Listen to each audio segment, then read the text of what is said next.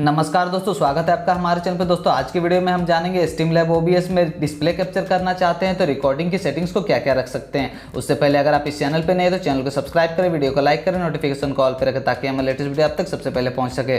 दोस्तों अगर आपका स्ट्रीमलैब ओबीएस में इस प्रकार का ब्लैक स्क्रीन आ रहा है तो मैं आई बटन पे लिंक दे दूंगा, उस पर जाकर क्लिक करके आप फिक्स कर सकते हैं ब्लैक स्क्रीन को।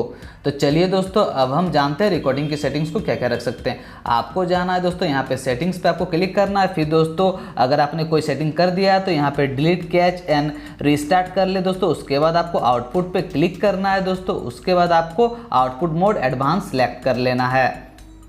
उसके बाद दोस्तों आपको रिकॉर्डिंग्स पे जाना है।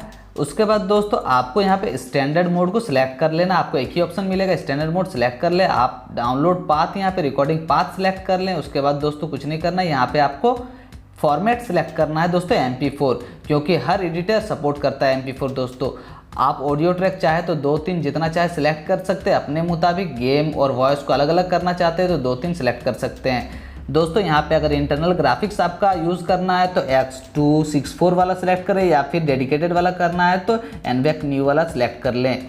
उसके बाद दोस्तों यहाँ पे CVR सिलेक्ट करना है, कांस्टेंट बिटरेट। जी हाँ दोस्तों, उसके बाद बिटरेट यहाँ पे आप 55,000 से लेकर 1.5 लाख तक सिलेक्ट कर सकते हैं। जितना हायर बिटरेट रहेगा दोस्तों फाइल साइज हायर होगी और HD क्वालिटी भी अच्छी रहेगी दोस्तों। तो आप अपने मुताबिक यहाँ पे सिलेक्ट कर लें। उसके बाद दोस्तों यहाँ पे मैक्सिमम क्वालिटी यहाँ पे सिलेक्ट करना है। फिर दोस्तों प्रोफाइल हाई सिलेक्ट करना है। उसके बाद दोस्तों लुक अहेड अनचेक रहेगा।